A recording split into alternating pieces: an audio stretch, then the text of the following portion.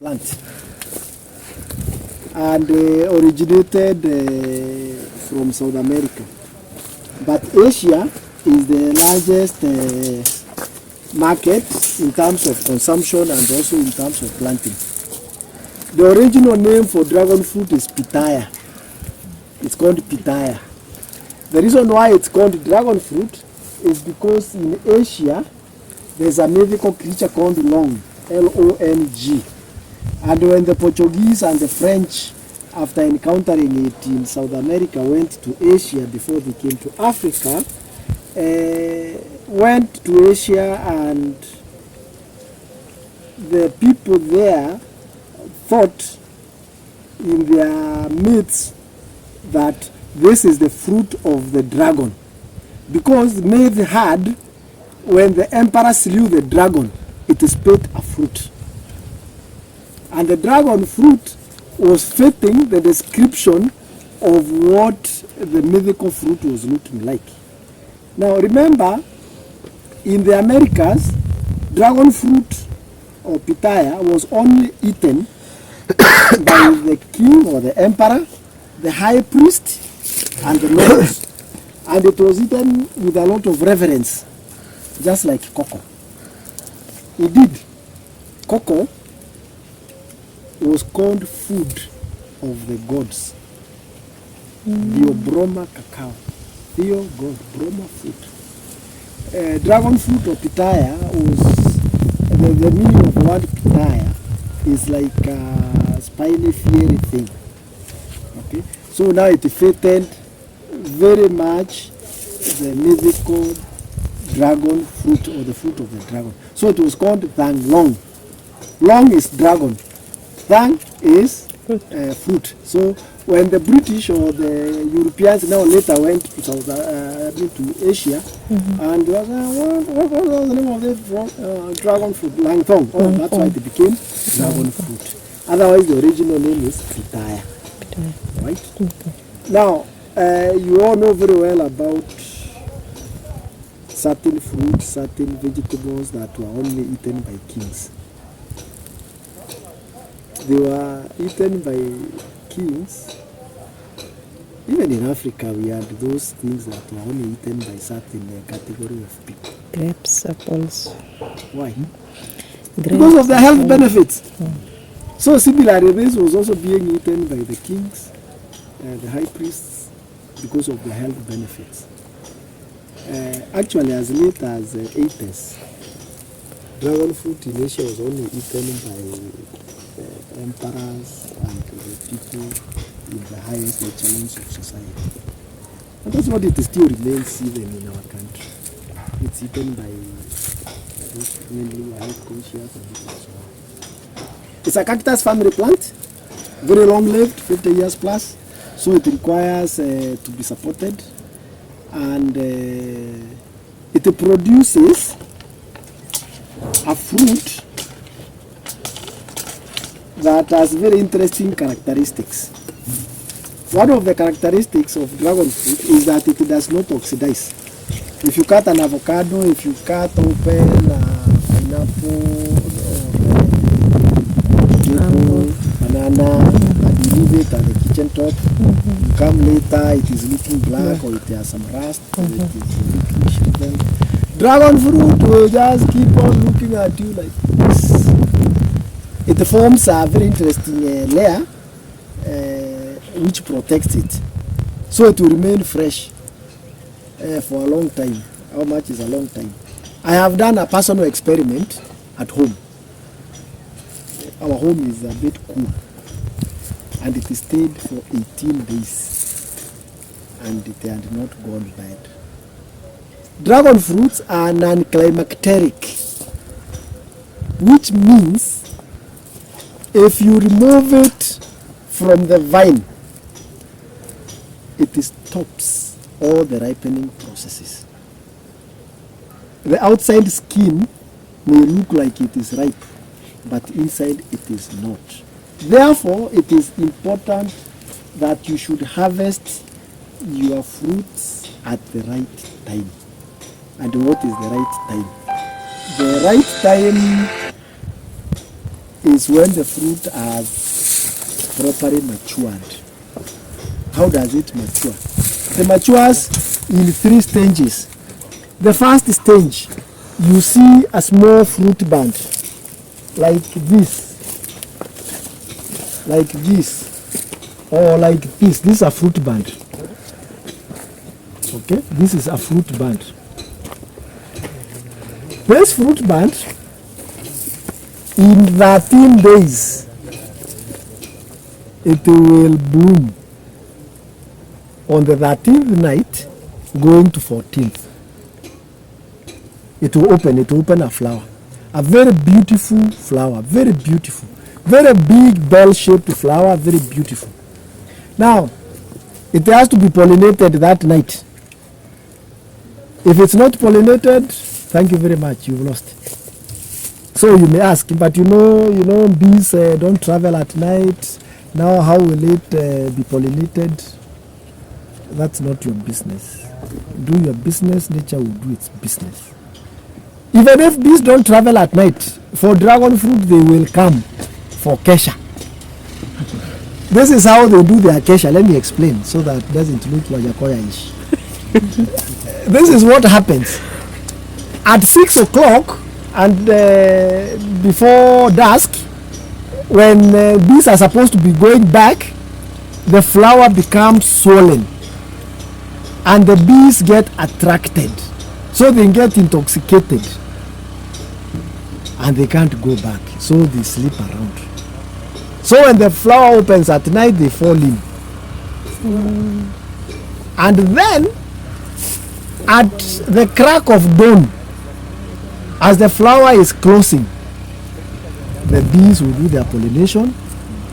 At night, the bats came, did more pollination. Moths came, did more pollination. So about pollination, just do your bit, nature will do its bit. Once it's pollinated,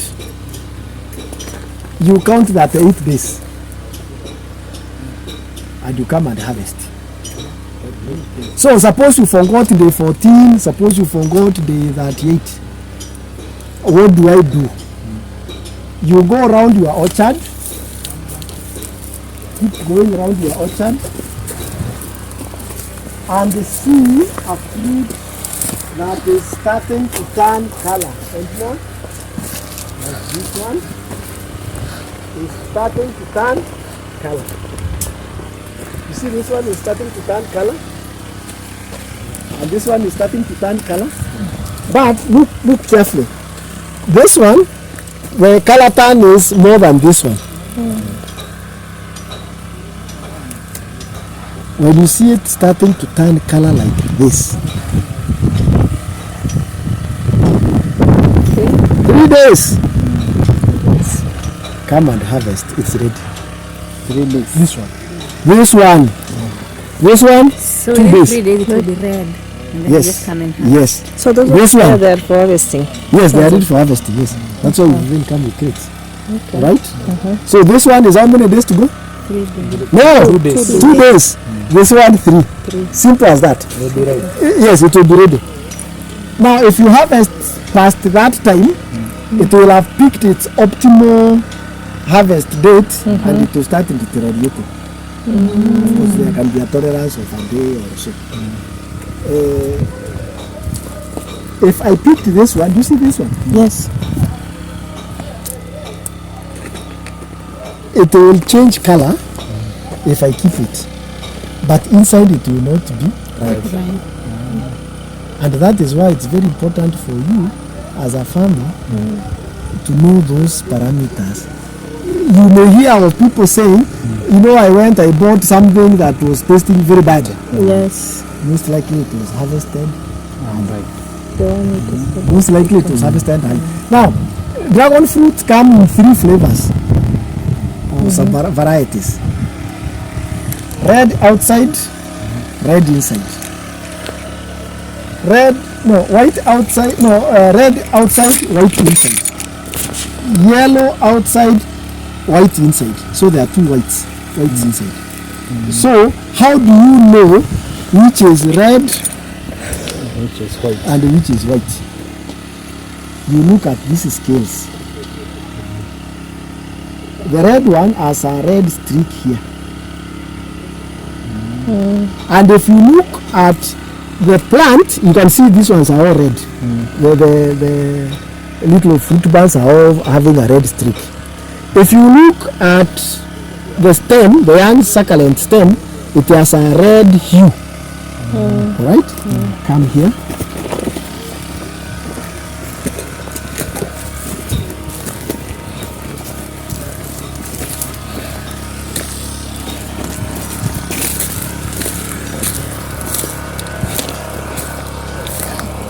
Is this red or white, my dear? Red. Okay. Is this red or white? You see the distinction? Yes. The distinction is clear. And for the plant, if you look, this sawtooth for the white one is much longer. This sawtooth, this rib distance is much longer. You see these ones, they are coming out like at the deep. The other ones, they are coming out near the top, near the ridge. You see these ones are coming out like at the ridge. The other ones are coming at like the bottom of the ridge.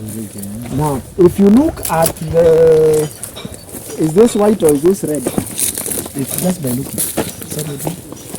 By looking. White. Right. White. Look, it's all green. It's all green. Yes. Look at the other one. It has like a red.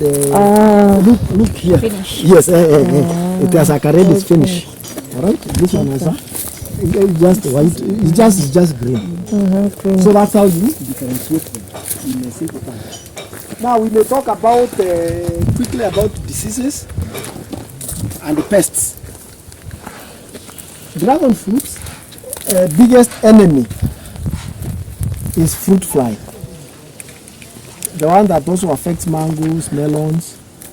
Now, if you want to maintain an organic orchard means you are not using pesticides, or if you are using pesticides, you are using organic pesticides like neem oil and the other stuff like that. So here we are using a pheromone trap. A trap which comes and captures the fly. Instead of it going to attack your plants, it is dealt with there. Yes. Now, a pheromone traps here, this one, has a chemical which is pretending to be a female or fruit fly. So the males will come, will get attracted, and then they'll get in there and out later. Yeah? Or they will be, yes. Now, that one is aborting. This fruit is aborting. It's aborting. Yes, it's aborting. It did not. No, this bud is aborting. The reason why it is aborting, this branch cannot supply enough nutrients to all the fruits here. So you remove it. Remember I said the optimal number of fruits per branch, or maybe I did say, now I can say, is 3. 2 is optimal. So that you have good size fruits. Where there are very many, for example, if you come here,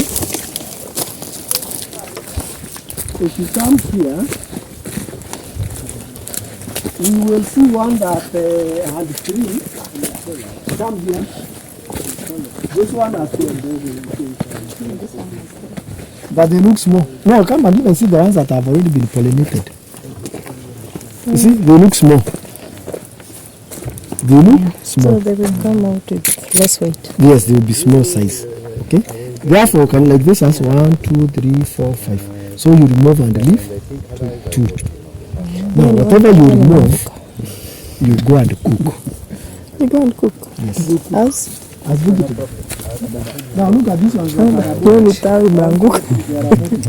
Why? Because this will be a big size. Yes. Question? So aborting means it does not grow or it turns like it will just fall off. This is the color to know for aborting. Yes. Yes. Yes. So these ones are aborted. Those ones are aborted. So you go cook this. Yes, you can do it. You steam. Or how do you cook?